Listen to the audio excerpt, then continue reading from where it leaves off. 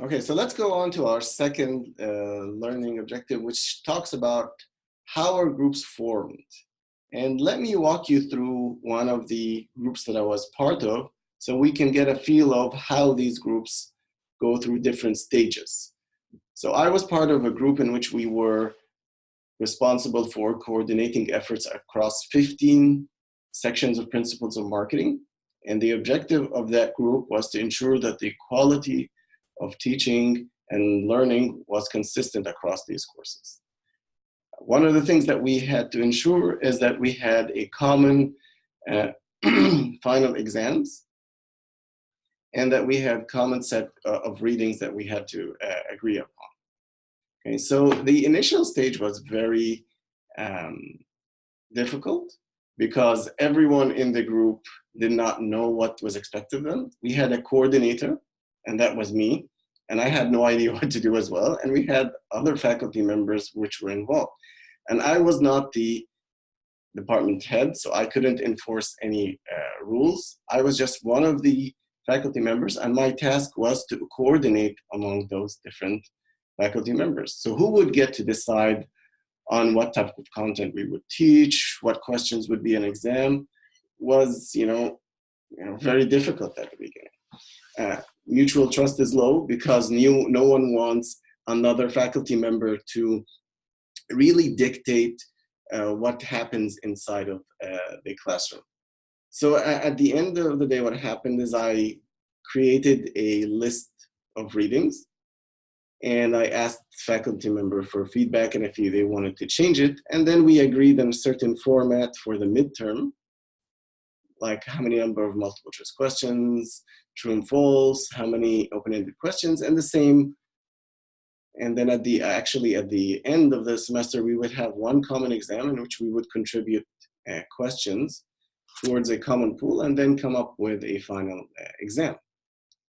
So and it was okay, but there was also kind of holding back who was in charge here. I was really not in charge. I was just coordinating, but at the same time I had to also move that group along.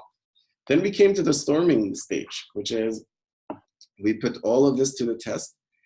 And we had a lot of conflict in the midterm because I asked all of the faculty members to give me their midterm exams, and they did not follow not all of them followed the format that we had agreed upon. And several faculty members began complaining that why should we come up with a common final exam, and they complained to the head of the department. So these are, the subtle forms of rebellion that took place. Some groups, said, okay, we'll go with what the administration wants. Some subgroups said, no, we don't want that. And that was the storming stage. And we faced a lot of troubles at that stage, but everything eventually calmed down when we got to the norming stage. So after all of that, we, eventually gave up to the idea that, we have to do that common exam because it's dictated from administration above. We had less conflict as people began to realize, oh, well, when we do things together, it makes my life easier. I don't have to draft my own final exam. Yes, I'm giving up some, academic freedom, but at the same time, I have more time for my research and teaching. And we began to realize if we cooperate and all put together some questions, that makes a better exam. Okay. Finally, we go to the performing stage where each semester we would be focusing on the task on hand, which is ensuring that there's a high quality of learning and that all of the students across the board receive the same education and we're reaching our learning objectives.